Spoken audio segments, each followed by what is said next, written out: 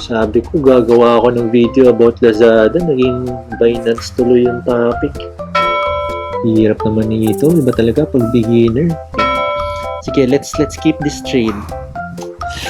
Sayang na kasi to, pera na to eh. So, shout out kay Sir IC. Dahil naturuan tayo kahit konti, pero di natin sinunod kung nagkataon sana nakabili tayo ng bagong motor. Ayun. So, yun. Lupit ng motor, 6,000 pesos. Naging 100k. Yan ang mga malulupit. 16,000. So, makikita tayo dalang wala ka ba. Sana pumasok na yung retirement money, diba nga? Ayun, nangyari. Tagal kitang hinintay. Ayan, so yan. Wait ayan, si Dodo. Dodo USDT Perpetual. So sa mga hindi pa marunong, dahan-dahan sa pagpo-futures kasi uubusin yan ang inyong pira. Okay, sige, so I entered this trade. Mga ilang beses, paulit-ulit, tapos break even. Kasi si Dodo, ano siya, downtrend siya. So, ano bang ibig sabihin ng downtrend? Basically, pababa po yung presyo niya. Meaning, kung bumili ka niyan at $4, talo ka na, nabawasan ka na kasi 3.6 na lang siya ngayon. So, yan. So, pero, ang ginagawa naman natin, pag bumababa yung presyo, syempre may stop loss tayo. So, sa mga sisimula, tulad ko, yan. So, importante may stop loss or cut loss level ka. So, basically, you set that para pag tinamaan yon hindi ka masyado talo. So, ngayon, pinag-iisipan ko kung ililet ko na ba itong si Dodo Perpetual USDT. Wag kayong mag-average down, especially sa crypto dahil medyo mabilis siya bumaba at mabilis ang pagkatalo lalo na doon sa nagpo-futures ka. Kung no leverage ka, then okay yun. So basically, mag-hodl, HODL. So hold on for dear life ka. Since we're in the futures, hindi natin syempre nire-recommend. Wait try natin kung pwede pang pahiga. Ayaw pagpahiga. So, yan. So, pinag-iisipan natin kung kikip na ba natin yung profit. Profit is profit kasi we saw a resistance at yan. So, ang resistance natin, nakikita nyo, ang tawag dyan is Bollinger Band. So, at 1 hour time frame, so lumampas siya dun sa Bollinger Band. Pag lumalampas siya sa Bollinger Band, ibig sabihin nun, lumalampas siya dun sa range niya. Within that hour, basically, dyan lang maglalaro yung presyo niya within that area. So, pag lumagpas siya dun sa Bollinger Band, malamang sa malamang, maatras siya. So, magpo-pull back siya. So, in this case, so yan, nakita nyo from lumampas siya doon sa dilaw na linya na yun, tapos lumampas siya ng 3.722. So, meron siyang parang may wick siya dyan. So, lumampas siya. So, ibig sabihin yan, may malaking chance na mag-pullback siya. Pero napapansin natin, nag-hold siya. So, ibig sabihin yan, merong buyers na ayaw bumaba yan, ayaw bumalik doon sa normal price range. Kasi maraming umaasa dito kay Dodo, tapos ayaw niya tumaas, lagi siyang nauuntog. So, patingin naman sa 4-hour time frame yun, may kita mo nga siya, nasa middle line siya ng Bollinger Band. So, tinamaan niya yung 3.679. So, sakto. So yung tinatawag na resistance. Resistances are parang price point wherein a price tends to bounce down, para siyang ceiling. So pag halimbawa ang resistance mo is 3.67, parang it would take effort for buyers to push the price up and exceed that resistance levels. So mapansin nyo, yan, nag-hold siya 4676. So ayaw niyang tumaas. So ang question ngayon is RSI is at 61. And your MACD, well, kasi ang MACD parang useless ang pag-crypto kasi masyado mabagal ang MACD. We can do a separate session for that. Ang hesitation, should I close this trade first and respect the resistance, or should I keep it? We've hit the bottom. So, 3.279. That's your, nung nalista si Dodo sa Binance, basically, yan na yung lowest price niya. So, in a way, parang kung na-hit ang all-time low, usually, bababa pa yan. So, just the same way na pag na-hit mo ang all-time high, it would tend to break that all-time high further. So, yan yung hesitation natin. So, siguro, since baguhan pa lang tayo, lagyan na lang natin ng stop loss para just in case mag-pull back siya. So, ang entry price natin is 3,525. So, ang gagawin natin, ang stop loss natin is 3.525. So, mangyayari, if ever matamaan yan, bumalik yung presyo niyan, wala tayong loss, 0.04. So, yung 3.526, sige. Parang ang natin, ang basa natin, nag-double bottom na siya. And in a way, parang reversal pattern na rin yan. Supposed to be. Mabagal ang internets.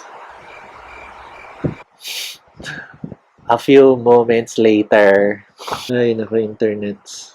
Wait lipat tayo sa akin. Guys, yan pala, kung gusto niyo mag-join ng Binance, ilalagay ko mamaya sa baba yung aking code para you can help me in this channel by using my code, diba? So, yan. So, ayan, lilipat tayo sa aking laptop. So, ngayon, pag pupunta tayo ng futures, advance. So, hanapin natin si Dodo. Ayun, double tap, oh. BTC, double tap. Kinakabahan na ba kayo? Ako mag-double tap. Dodo, USDT. Yan. Kumusta ka naman, Dodo? Dudong! Mas maganda itong tingnan. Ayan. So, mapapansin ninyo, sana nagre-record ako, diba? Ayan. So, mapapansin ninyo, if you go to the 1/2 time frame, yun. Resistance talaga siya. Kailangan may key levels na tayo dito. Ayan, key level yan. So, short term resistance. Sabi ko, gagawa ako ng video about Lazada. Naging Binance tuloy yung topic. Yan, resistance level yan. Tapos may volume. Tapos, pero ito EMA yan. Mahihina kasi itong downtrend. Kaya yung mga EMA, nagiging resistance kaagad eh. Nanonood kasi ako kay Money Growers. Lagi yung sinasabi, respect the resistance. Ay, hindi pala si Money Growers yun. Si Wise Investor PH. So, ang sabi ni Wise Investor PH, on a downtrend, respect the resistance kasi stronger ang resistance pag downtrend. Nasa downtrend tayo. Pero pag yan nag-close, actually yan, pag nag-close yan ng this level, bullish yan. Kasi basically, itong formation na to, pwedeng reversal yan eh. Ayan Although, nag-breakout siya sa 15-minute chart niya. Ayan ang medyo, di pa pala. Nag-breakout siya dito. So, nag-breakout siya dito. Pero itong resistance level na to. So, yan, napapansin niyo actually, pwede muna tayo mag-exit. Pero kasi greedy tayo. Kaya, wag magiging greedy. Mag-TP na lang, no? Mag-TP na lang kaya tayo. So, kung mag-TP tayo, resistance levels, Tony, ilalaban mo pa ba yan? Ilalaban pa ba natin? Mahihirap ng mga ganyan eh. Ano yun? Import. Wala na naman. Ayun, record. Okay, good. Sige, tuloy natin ang ating recording. Hirap naman nito. Iba talaga pag beginner. Sige, okay lang. Import. Tuloy natin ang ating recording. Pimples kasi laging puyat. So, balik tayo sa ating Binance. A few moments later. Actually. Pero bullish kasi yun yung candle na yun Pwede yun eh. Pwede yun eh. Kung halimbawa pupunta ka sa spot. Sino ba si spot? Spot! Sa mga search in. Hindi ko alam kung alam mo yung search in sa LSGH. Spot. Ano pa kaya si spot? Uy, mali. Ano ba yan? Nalilito na ako. Nakakalito tong si Binance pag bago ka eh. Alam niyo naman, hindi naman tayo professional trader. Ito ay ating investments. We shall see. Tayo ay mga retirees. Bullish pattern. So, decide. Gusto ko na itp to. Ititp ko na ba? Si Dodo pa naman medyo mahina kasi ito. Ito yung sinasabi ko kanina. So, double bottom. Ayan, syempre, pangat ng kulay. Ito ba? Hindi natin ang kulay. Kulay ang buhay. Yan. Ano ba ito?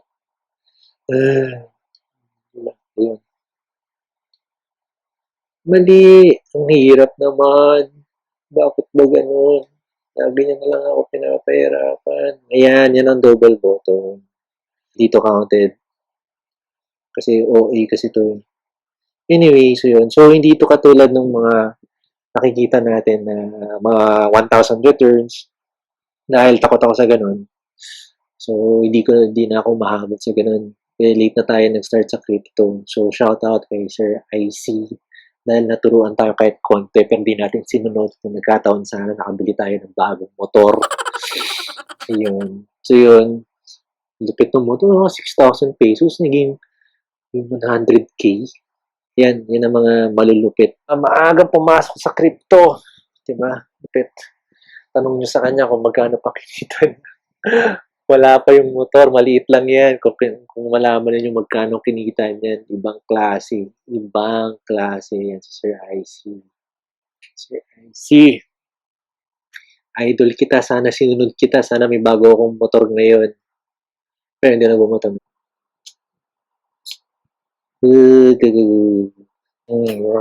Sige. Ang gagawin ko dito, babantayan ko na lang, balikan ko na lang kayo mamaya. Diba? So, since we're learning, so just like a lot of us, are students of trading and technical analysis, I want to think this as a double bottom pattern. Yun yung parang bias ko. So, yung next candle niyan kasi yan yung magde-determine. Pag nakalampas siya dyan, yan, bullish na yan. Pag nag-breakout na yan, pwede mo naman habulin sa breakout eh. Ano ba yung TP natin? So, yung TP natin? Yung TP natin, at $6. 371? 371, 20,000 pesos yun. Hindi masama. Ma-hit natin yun. Although medyo malayo-layo pa ang pupuntahan, diba? So, as technicals, yun yung problema ko rin kasi ako fundamentals kasi ako eh. Hindi ako ganun kagaling dahil ang pera daw yata nasa technicals. Fundamentals tayo eh, 70%. Technicals natin, sisimula pa lang tayo. Walang fundamental sa crypto. Sige, nalagyan mo nga ng valuation yan. Pwedeng bumaba yan, obviously, either baba or tataas. Pero ibig sabihin ko, sabi nila, ang altcoins daw tumaas pag bumaba ang Bitcoin. Pero, based sa observation ko, parang pag bumababa kasi si Bitcoin, bumababa din yung altcoins eh. So, pag natuloy yung trade na yan, hindi na masama. FYI lang din. Meron tayong spot position. Ito kasi futures to. Meron naman din tayong position sa saan na si Dodo.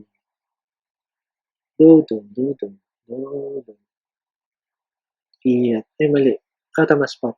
Ayan. Spot. So, pansinin nyo, ayan, si Dodo. Meron naman tayong position. So, 94,144 Dodo. Konti lang naman siya. So, kung kukompute natin, ay dun sa baba, tingnan mo dyan, ayan, 94 po. So, kung 94 times, so magkano siya? 347 USD. So, mga Mga eh, times 48. Times 48, ayan po, 16,000 pesos lang naman. Medyo maliit lang.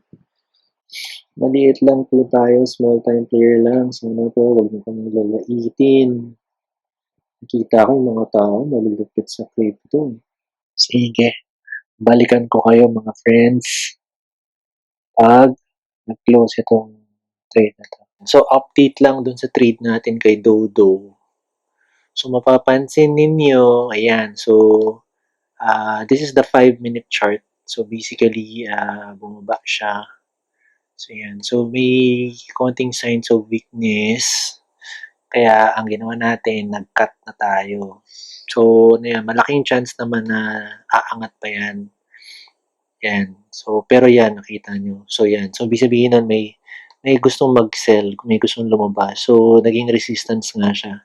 So, kung pupunta ka naman sa 15-minute chart, yan. So, yan. So, bearish candle pattern yan. Meaning, parang nauntog siya, tapos bumalik. Tapos ngayon, nagre-retest siya. So, pag yan, nag-close yan pa nag-close yan below this candle. Ibig sabihin yan, bababa pa yan. So, ano lang. So, yun yung mga quick trades na ginagawa natin. So, kung paano mag-trade ng futures, although medyo kulang-kulang siya. Basically, shinare ko lang yung trade ko for Dodo. Pero, ano yan, i-monitor natin yan si Dodo. May babalikan ko yan, pero hindi ko na siguro i-record. Next time ko lang i-share sa inyo, diba? Okay. Buhay pa yung uptrend eh. So, yun naman yun. Yan, pero yan nga, secure your profit. Kaya yung mga iba, prefer na lang nilang mag-hodl. Meaning, pagkabili nila, kakalimutan na lang muna nila. Pero, yung sa spot ko, ginagawa yun. So, yun. So, babalikan ko yan mamaya. So, yun. So, yun yung ating, yun ang ating Dodo trade na short-term trade ng Dodo. So, babalikan natin yung trade na yun dahil I think may promise yung Dodo because of the pattern, because of the double bottom. Pero yun nga, for the purpose of this video, so yun lang muna i-share natin for now. So if you find value to contents like this, and if you want more, ulitin natin kasi bago lang eh. Ano ba hirap-hirap, pero ang hirap pala mag-closing. Ano ba yan? Ba't may tikwas? Yung buhok ko. Kaya siguro pinipimple kasi hawak din sa pisngi, no? Nahahawakan pag inayos yung buhok. So, that's our Dodo USDT trade for today. So, it's just a simple sharing of what I do now. If you like to learn more about trading, whether crypto, PSI, US market, eToro, so comment down below. And if you find value in these kinds of updates, like and follow me in my page, Tony. And I'm working on my YouTube channel. Ang weird sabihin. Pero I'm working on my YouTube channel to share more information like this. And that's it. So, happy weekend.